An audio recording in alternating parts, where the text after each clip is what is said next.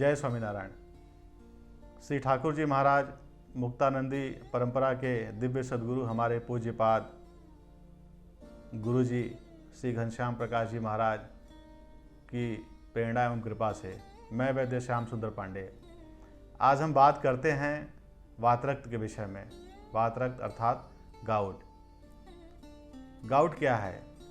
Gout एक तरीके का मेटाबॉलिक ज्वाइंट डिसऑर्डर है जिसमें हमारे शरीर में यूरिक एसिड की मात्रा बढ़ जाती है।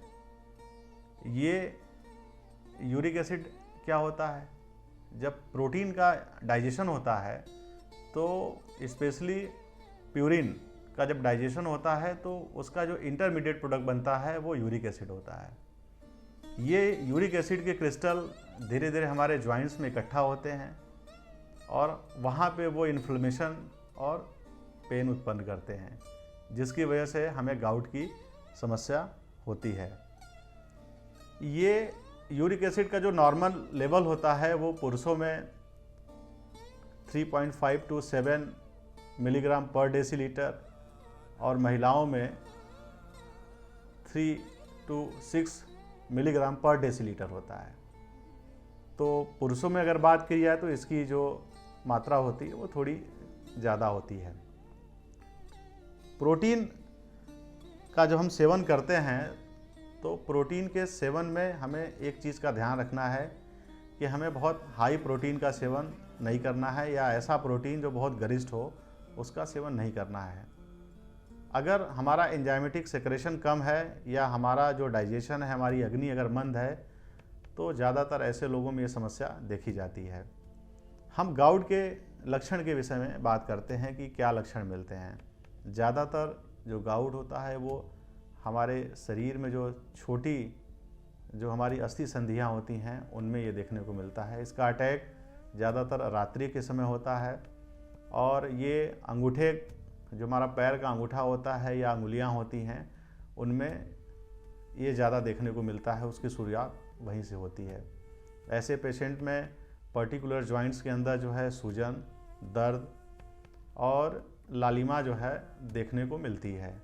धीरे धीरे ये छोटी जो जॉइंट्स होती हैं हमारी, उससे शुरू होकर के ये बड़े जॉइंट्स को अफेक्ट करता है। इसके साथ जो है जिनको गाउट की समस्या है, ऐसे पेशेंट में स्किन के अंदर हाइपर पिगमेंटेशन को भी देखने को मिलता है और मोस्टली ये एल्बो जॉइंट्स, हमारे जो ये एल्बो जॉइंट्स होते हैं, यहाँ पर भी हमें ऐसे स्पॉट देखने को मिलते हैं।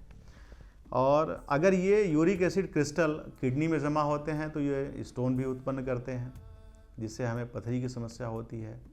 और ये यूरिक एसिड की मात्रा अगर लगातार बढ़ी हुई है तो हमारी किडनी को भी अफेक्ट करती है, हमारी किडनी को भी नुकसान पहुंचाती है। इसके साथ ही यूरिक एसिड किसी पेशेंट में अगर बहुत ज़्यादा बढ़ते हैं तो उनको फोड़े फुंसी की भी समस्या होती है। तो ये सब कुछ ऐसे खास लक्षण हैं जो कि पेशेंट्स में देखने को मिलते हैं। अब हम बात करेंगे कि ऐसे फैक्टर जो यूरिक एसिड को या फिर गाउट को बढ़ाते हैं, तो उसमें सबसे पहले हमारे आयुर्वेद की संहिताओं में बताया गया विरुद्धाहार। विरुद्धाहार के सेवन से हमें बचना चाहिए। कोल्ड ड्रिंक, चॉकलेट का अत्यधिक सेवन नहीं करना चाहिए। इसके साथ ही रेड मीट या सी फूड का सेवन कम से कम करना चाहिए या इसके सेवन से बचना चाहिए, क्योंकि इसमें प्यूरिन की जो मात्रा होती है बहुत ज़्यादा होती है, जिससे आपके शरीर में यूरिक एसिड की मात्रा बढ़ सकती है। इसके साथ ही बहुत आपको ऑयली, स्पाइसी, मैदे के सामान का सेवन नहीं करना चाहिए। एल्कोहल इंटेक से आपको बचना चाहिए। बहुत सारी ऐसी दवाइयाँ हैं, केमोथेरेपी, इसके भी सेवन से जो है यूरिक एसिड पेशेंट में बढ़ जाते हैं।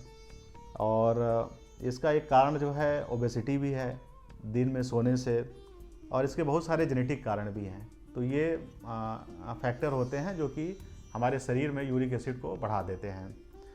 अब हम बात करते हैं चिकित्सा की। हम बार बार इस पे जोर दे रहे हैं कि निदान परिवर्जन अर्थात रिमूवल ऑफ द काज, जो कारण है उसको हटा दीजिए, आधी चिकित्सा ऐसी हो जाती है। तो इन चीज़ों के सेवन से हमें बचना है जो हमने आपको बताई। इसके साथ ही साथ में और पथ्याहार का आप सेवन करें। रक्त शोधक औषधियाँ हमारे आयुर्वेद में दी जाती हैं, जैसे कैशोर गुगुलू, अमृता गुगुलू, कोकिलाक्ष कषाय, ये आप चिकित्सक की परामर्श से, चिकित्सक की देख रेख में आप ले सकते हैं। इससे काफ़ी लाभ मिलता है। साथ ही विरेचन पंचकर्म का एक बहुत अच्छा सेक्शन है। विरेचन से बहुत सारे टॉक्सिन शरीर से बाहर होते हैं, आप विरेचन ले सकते हैं। इसके साथ गिलोय के पत्ते जो है आप गर्म करके पर्टिकुलर जहाँ पे आपको जॉइंट्स में दिक्कत है आप बांध सकते हैं, उससे भी आपको काफ़ी लाभ मिलेगा। आप प्रॉपर जो है लिक्विड इंटेक करिए, पानी अच्छी मात्रा में पीजिए, जिससे कि आपके शरीर में यूरिक एसिड इकट्ठा ना हो। इसके साथ एकल औषधियों में जैसे गुड़ची, जिसको अमृता कहते हैं, इसके काढ़े से काफ़ी फ़ायदा होता है। सूरंजान और चोप चीनी, ये इसके सेवन से भी काफ़ी लाभ होता है। मंजिष्ठा चूर्ण, इसके सेवन से भी काफ़ी लाभ होता है। हमारे चरक संहिता में बोधि वृक्ष कषाय अर्थात पीपल के छा का काढ़ा भी काफ़ी प्रभावशाली माना गया है, तो इसके सेवन से भी काफ़ी लाभ होता है। तो आज के लिए बस इतना ही। अगले एपिसोड में एक नए विषय के साथ मिलते हैं। तब तक के लिए जय स्वामीनारायण।